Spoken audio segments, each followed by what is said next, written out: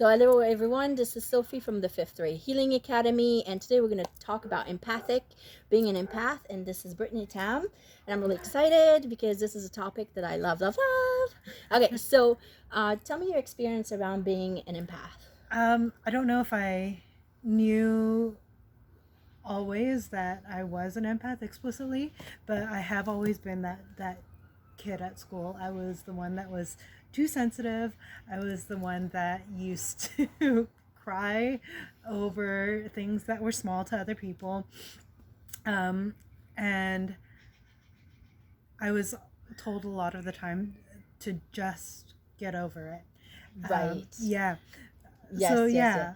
So we talked about this a bit together before, you guys, and one of the things I was asking about is when did you find out really that sort of like the label of I'm empath? Because usually we'll know we have empathic skills a little bit recently. There's more knowledge around what it means to be an empath, but in the past we were just told you're too sensitive, you feel too much, stop crying, right? So when did you find out that it was about empathy? Or it's not even empathy, it's about being an empath, by having empathic qualities. I don't know if I found out so much, but I remember stumbling upon a questionnaire, and I remember checking off almost every single box on that questionnaire.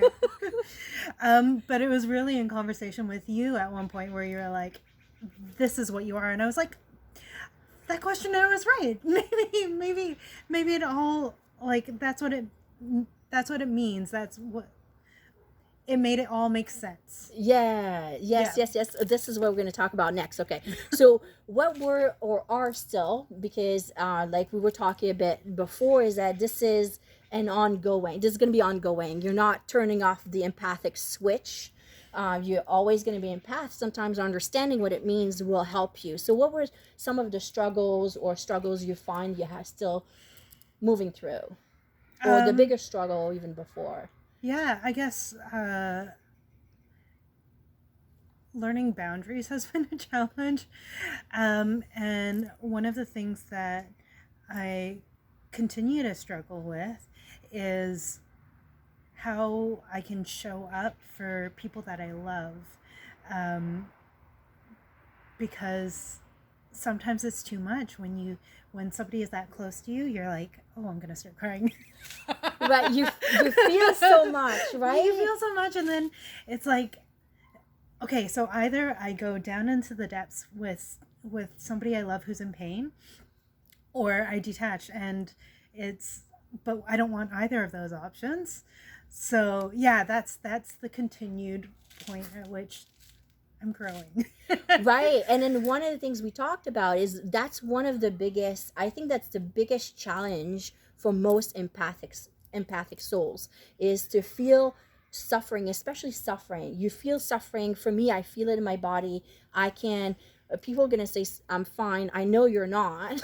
So like, right. So Yes. we know, we feel it. Yeah. And then what do you do with that knowledge? Yeah. So like we used to, so hopefully you're doing that less now, right? So I used to go down, right? And then that's what we thought we had to do in order to support them. But in fact, you want to be present, you move through the energy, and then not take on their pain with you. And that's so true. That's something that we're all gonna still have to practice.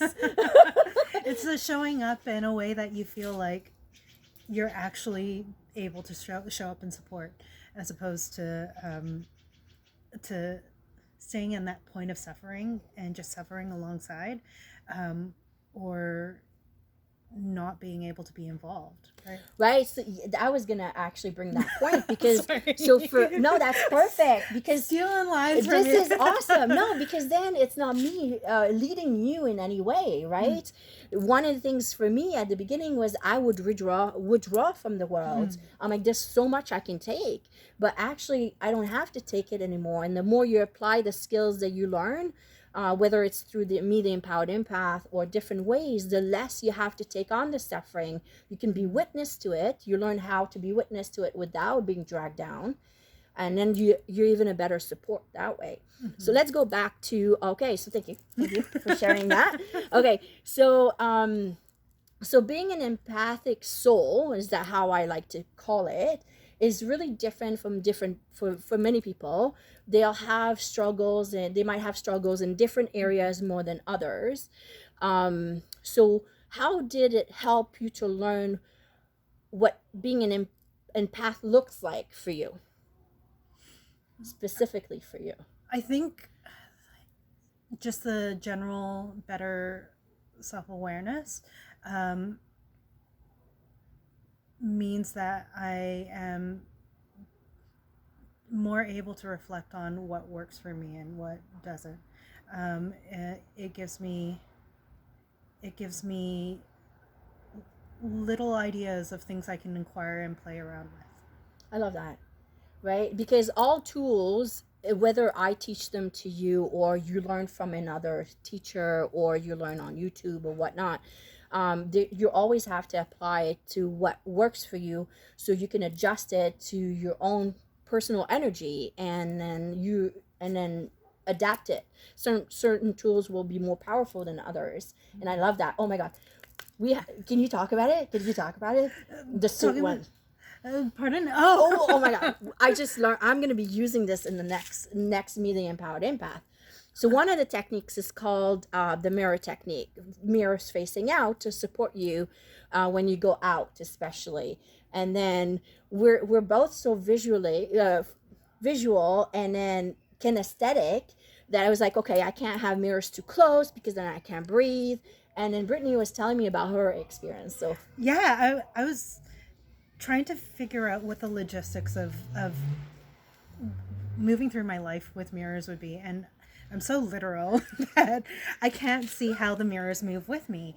And so I started playing with the idea of what if it's like a bodysuit that moves with me, and it evolved into what if it's like Iron Man's suit, and that way I have this layer that will allow me to exist in the world without necessarily taking in things that aren't going to help the situation. So, and then what did you find happened last time you used it? Or didn't happen? The last couple of times I had been with this person, there was a lot of intense energy, and I was really not up for it again. So this time I went in with my little suit of mirrors, and we didn't talk about any heavy stuff. We talked about his car and how souped up it is and how happy he is with it. And then you walked out and you didn't feel the heaviness inside of you, even if so what happens as an empath, sometimes you will feel their heaviness even if they're not talking about it, and then you walk out with it. So we found, there's a few techniques I teach where you can be witness to it, but you don't bring it with you home. And then that's one of the things that you did. So yay! I'm so excited. I love to hear these stories. So let's wrap up. So how did this course support you in becoming an empowered empath?